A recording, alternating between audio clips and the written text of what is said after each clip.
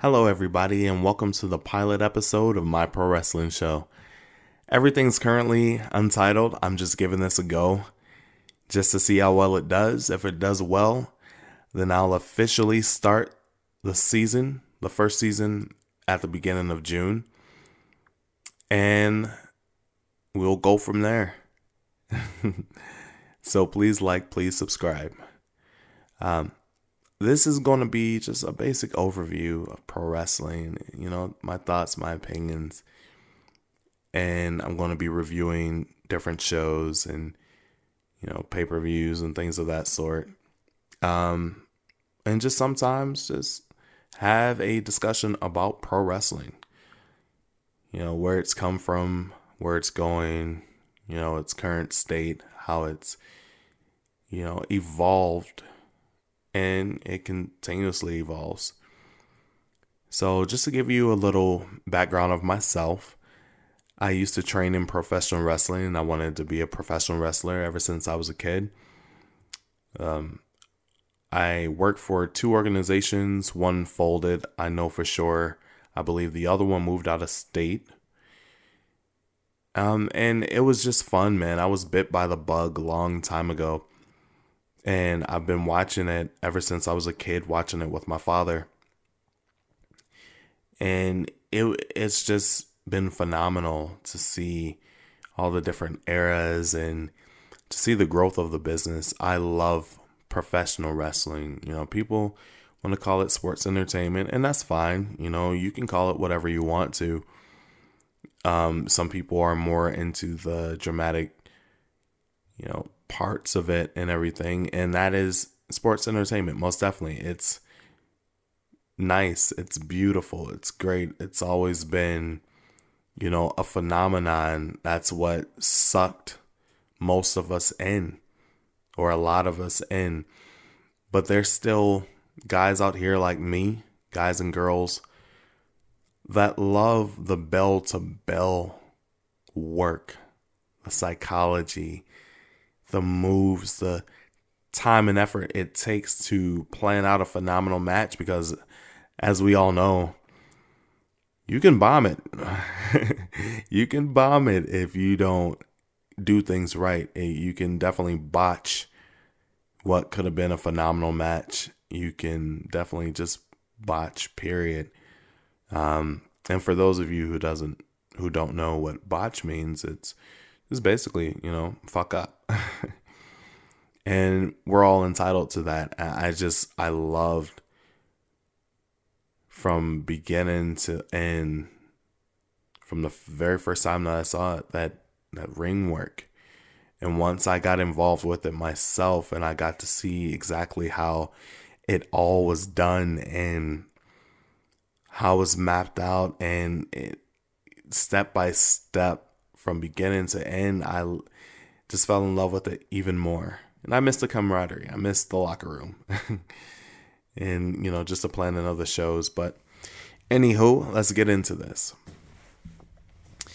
Please forgive me for the background noise. I'll work on that. No, but one thing that I definitely want to start the show off on is probably a bittersweet note for anybody who's been a pro wrestling fan for many, many years. And that was what we know now as the very last match of the legendary Phenom himself, the Dead Man, The Undertaker. Man, I actually Facebooked The Undertaker, I believe it was like 2011. It was right around the time that he had the match with Triple H at WrestleMania, where he was carried out on the stretcher. That hurt to see. It definitely hurt to see. I believe that was WrestleMania 27, if I'm not mistaken. Yeah, that was 27. It hurt to see, and even though it may have been a work and everything, I was just starting because I am so passionate about this business, I started noticing different things about how he performed in the ring, and it wasn't bad. It was just noticing that, he looks tired. He looks like he's ready. He's getting there anyway. And I Facebooked him and I said to him, you have everything to lose and nothing left to prove.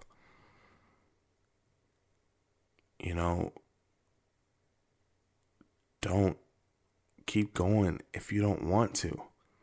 In so many words, you don't have to keep doing this, is the message that I was trying to get across to him. And he Facebooked me back, which I was extremely surprised, but I was thrilled out of my mind. He Facebooked me back and said, thank you, you're a great man. And I appreciated that. I've been a long time fan, man, from ministry days, the coat, the robe, the biker. And one of the greatest moments of all time for me was watching The Undertaker step back into the ring at WrestleMania 20 the way that it should have been done. I mean, he was buried in his biker gear, and he came out still wearing his biker gear with the addition of the legendary hat and trench coat. Guys, if you don't know who this man is, do your research. The greatest, in my opinion, persona of all time, because he made it that way. Vince McMahon gave this man a character to run with in 1990. And The Undertaker, Mr. Mark Calloway, has done exactly that. So, of course, it saddened me. It saddened a lot of people. I'm sorry, guys. I'm very passionate about this. I took a deep breath. But it saddened me to see WrestleMania 30 go down the way that it did. And this man ended his career right there to me. Because like Stone Cold, I listened to Steve's podcast. Big fan of Stone Cold Steve Austin. That is actually the guy I grew up pretty much idolizing, as Stone Cold Steve Austin. And The Undertaker was definitely right behind him. But Steve said on his podcast plenty of times he didn't think that the streak, and Triple H just said it as well, didn't think that the streak should have ended. And especially not like that. He looked hurt. He looked, and I know he was hurt later on, but the match went on the way that it did, and it just looked like he had lost a lot of what he used to possess. And, hey, time goes on, things start happening to your body. So you're not able to perform at the very same level you did when you were 20 something years old, in your 50s. It doesn't happen like that. So I understood, but I never wanted to see that streak end. But it happened. It happened. And then from there, he continued to give us a lot of himself. Even though he's appeared only a few times since WrestleMania 30. He has appeared and he's given the very last drops. And so let's fast forward to WrestleMania 33. Do you guys even realize he gave us one last run? You know, he participated in the Royal Rumble. He went on, to... He didn't have to, first of all, he didn't have to do the Royal Rumble. He didn't have to do any of that. He's appeared on, Raw and SmackDown over the past few months. And it led to 33.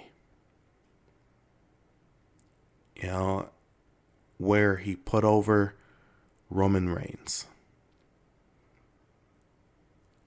This man has displayed time and time again how unselfish he is for this business, for the WWE specifically. And I just thought that was phenomenal on his part. It was great. I wasn't expecting it. I don't read the blogs. I don't read any of that stuff. I don't want to know what is going to happen or what somebody thinks is going to happen before it does.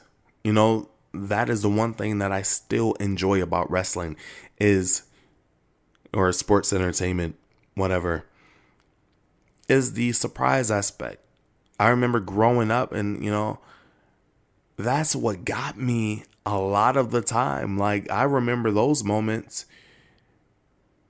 really, really vividly. The chill bumps and all that stuff from just being surprised. I mean, John Cena in the 2008 Royal Rumble. I wasn't even a Cena fan, but at that very moment, that man regained my respect. I went through that phase too, where I didn't, really care about John Cena and his in-ring work, but he regained my respect, and, he carried it on, and I'm going to get to that next. But unselfishly, The Undertaker gave the last that he had to Roman Reigns, and I appreciate that. And Dead Men, if you ever hear this podcast, which I hope you do, thank you.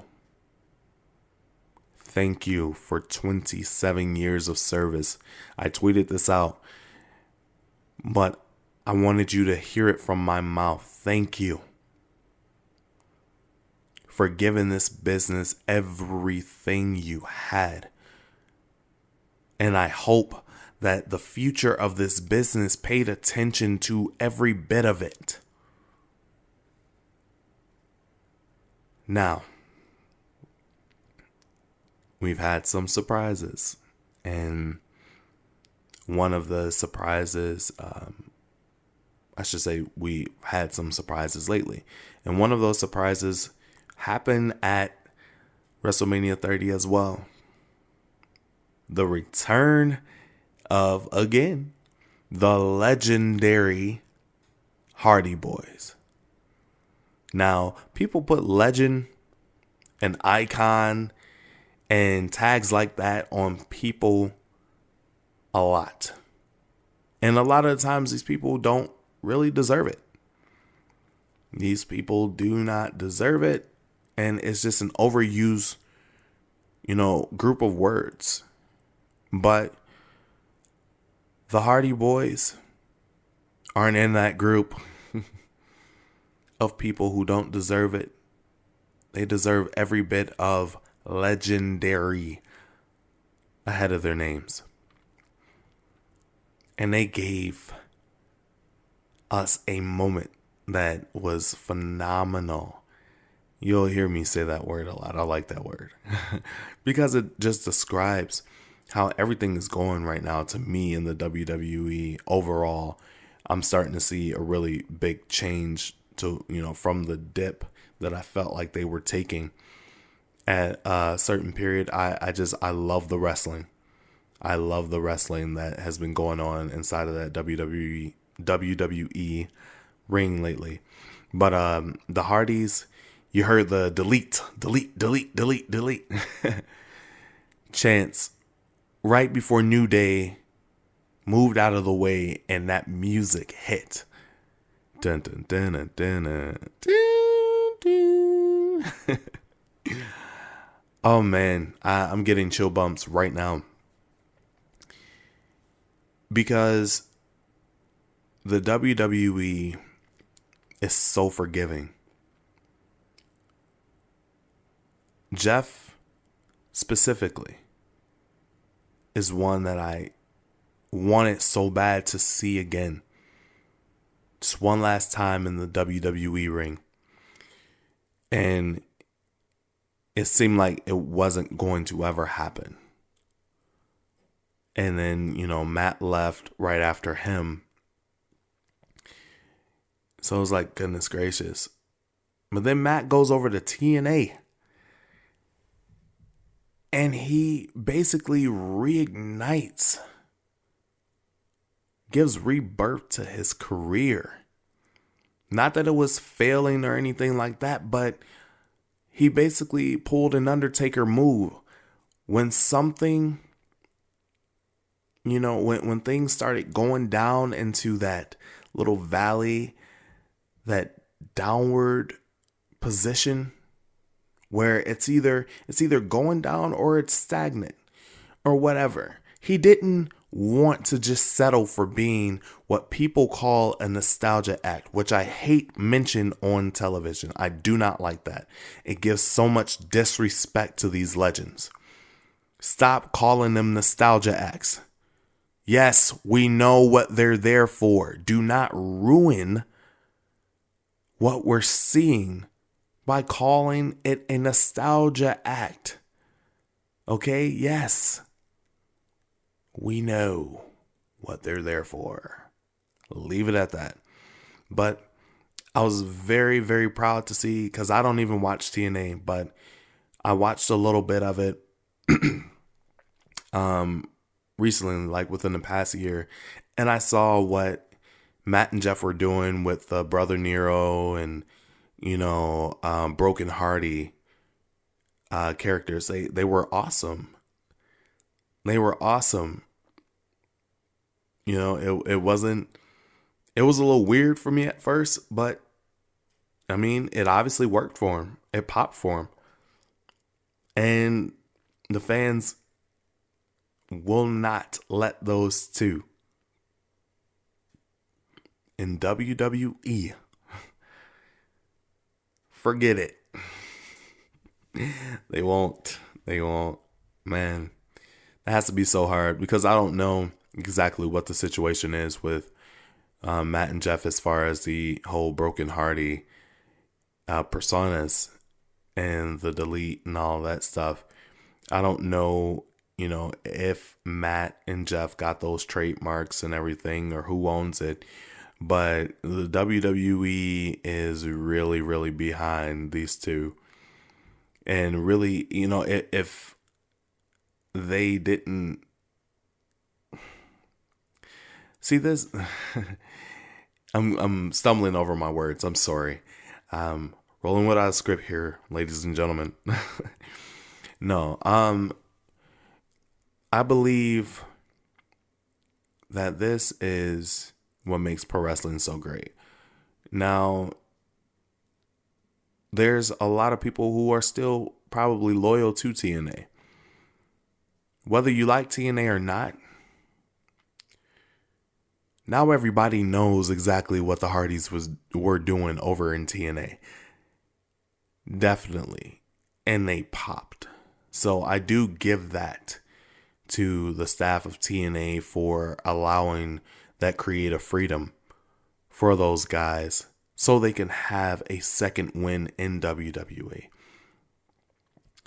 They look, I'm not going to say phenomenal. Oh, crap, I just said it. They look absolutely great in the ring. Still, I see a whole lot more maturity in the work. It's I'm sorry. It's a lot more crisp. You can definitely tell that they are legends, that they are veterans, because they still got it. They definitely do. And I just give it up to them, and congratulations, guys. Welcome home. Mr. Kurt Angle. Somebody who I have been an absolute fan of. Now, you want to talk about professional wrestling, that bell to bell action. If you want to talk about that, if you want to have that conversation, you cannot forget to mention Kurt Angle. The 1996 Olympic gold medalist, the former WWE champion. I mean, if I'm not mistaken, he is, without a shadow of a doubt. You can agree with me or you can disagree. He is one of the greatest of all time, ladies and gentlemen. He's definitely in my top 5. Yeah, he's in my top 5. Phenomenal ring work. My goodness, I could not wait, for him to come back home to the WWE and do it one last time. And it's been speculated for years. Is he going to come back now? Is he going to come back now? It's going to, same thing with the Undertaker's retirement. Everybody speculated, but it never happened. So it was really wonderful. And I was hoping that it was going to be at the Royal Rumble that he came back, but whatever. It didn't happen. But they announced him for the WWE Hall of Fame. I'm so proud of Kurt. I'm so proud of him and Jeff. Let me just say them both. And this is something that people really don't like to talk about. And I understand. I don't like to too much, carry on about it either. But I'm proud of these guys for getting clean and remembering, what really matters in life. To us, it's that squared circle as fans. But from man to man, to both of them, I am very proud of you guys for realizing that life is more important than any possible pain that you can have. You can remove yourself from these situations, and I'm so happy that you did. Because I'm happy to see all of you guys, both the Hardys and Kurt Angle, back home in the WWE. And I want to see, and this is selfish, but I definitely want to see Kurt wrestle one more time. Just one more. But if it doesn't happen, hey, I feel about him like I feel about The Undertaker. You don't have nothing else to prove. Nothing. You don't have to step back inside a squared circle ever as a competitor. Period. You've done it all. You've done it all. So there is nothing else that you have to say to us. There's no other statements. But I would love to see that. But I love the work that he's been doing on Monday Night Raw as the GM. He fits right back in. It's been great. I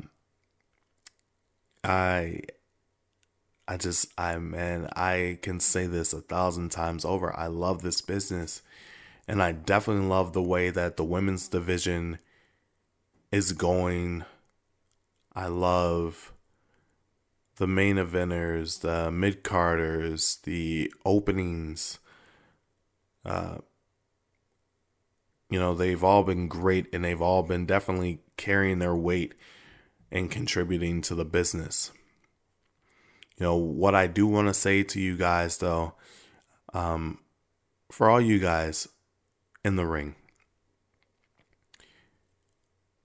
I've heard Austin say this before, and I just want to give some backing to that. I want to see you guys push the envelope more. And I'm not talking about with your bodies. Dude, I love the mat work. So that's not what I'm referring to. What I'm referring to, minus all the hot spots or minus all the high spots. I'm not referring to those. What I'm referring to is your characters. I know these are WWE trademark characters and all that stuff, but you can put some stank on it. You can put a little bit more flavor on it. You can make it your own. You can turn it into whatever you want to turn it into. And I don't want to cost anybody their jobs or anything like that. Don't take it too damn far.